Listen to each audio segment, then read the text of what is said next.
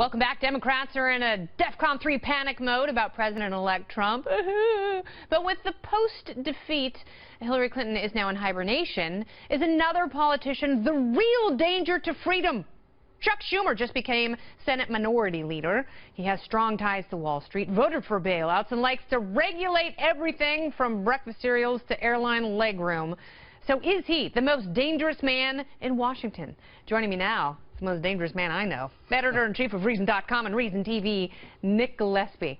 I would say pretty confidently that if there is anyone that is truly anti-libertarian in the Senate, it would be Charles Schumer. Chuck Schumer is a one-stop shop for everything that is bad about politics, everything that is bad about New Yorkers, pretty much everything that's bad about America, as far as I'm concerned. And he, as you were saying, he has in the past, he's tried to regulate the cost of breakfast cereal. Yeah, that's not a joke. I mean, it sounds like a funny punchline. He doesn't understand that there are house brands of Captain Crunch, and he was actually going after General Mills and, you know, saying, oh, it's too much to have Fruit Loops. And then he's the guy who banned Four Loko and juice with caffeine, because he's never heard of Irish coffee, the legroom on airlines, and then more seriously, and I mean, because he will not have a great deal of power, although in the Senate as minority leader, you can checkmate a lot, and he's very good at that. But he was big for the bailouts. He is terrible, as far as I'm concerned, on foreign policy. He's very interventionist,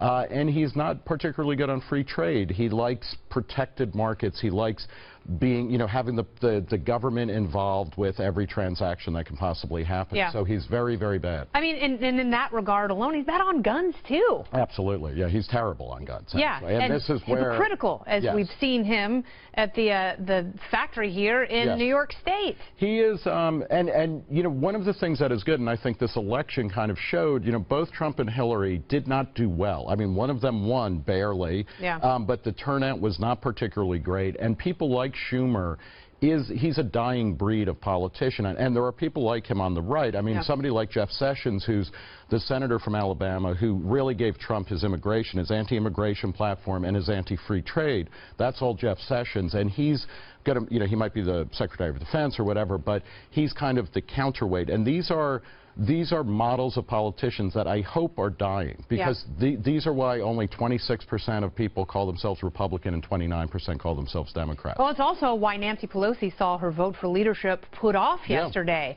because some of these younger House Democrats are looking around going, we can't keep losing elections. They have to be doing the same thing in the Senate. Now, is it good news or bad news that he appointed a 10-senator strong leadership team, which is 20%, more than 20% of the delegation? Yeah, I mean, here, what the Trump victory, I think, is it gives us a time for a kind of reboot. I was not for Trump, I was not for Hillary, but what Trump allows is a moment where we can say, okay, look, we've got two unpopular candidates, we have two unpopular parties, one is dominant in Washington.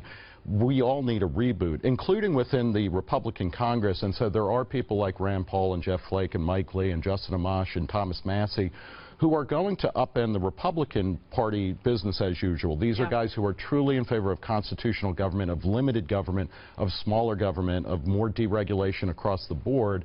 And I think, we might see coming out of this is the optimistic scenario, that both the Democrats and the Republicans kind of rejuvenate themselves from the younger portions of their party and in a more freedom-oriented way. Exactly right. That's exactly right. And have these more pro-liberty factions. It's interesting because the House Freedom Caucus is oftentimes painted as being ultra-conservative when really, I mean, they are literally conserving. They are trying to make the size of government smaller, which will benefit us all. I think so, and hopefully they won't fall in line. The last time we had a full Republican Congress and a Republican president, even apart from the war issues, which are gigantic, spending on domestic issues was out the door, and that can't happen anymore. Yeah, and I remember realizing that George W. Bush was not vetoing any bills. That's right. And I remember thinking, oh my gosh, this is so dangerous.